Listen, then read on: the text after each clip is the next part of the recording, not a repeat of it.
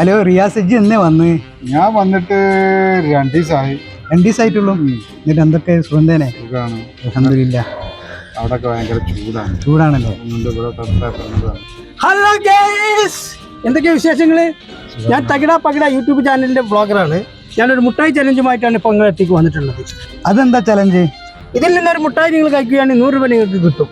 ഇത് മൊത്തം കൊടുക്കുകയാണെങ്കിൽ മൊത്തം പൈസ നിങ്ങൾക്ക് കൊണ്ടുപോകാം. ഇതാണ് നമ്മുടെ ചലഞ്ച്. എന്നാ അപ്പോ അതൊന്ന് പരീക്ഷിക്കണല്ലോ. എന്നിട്ടാ ഞാനും ഉണ്ട്. എന്നാ ഒന്ന് ഞാനും നിന്നു.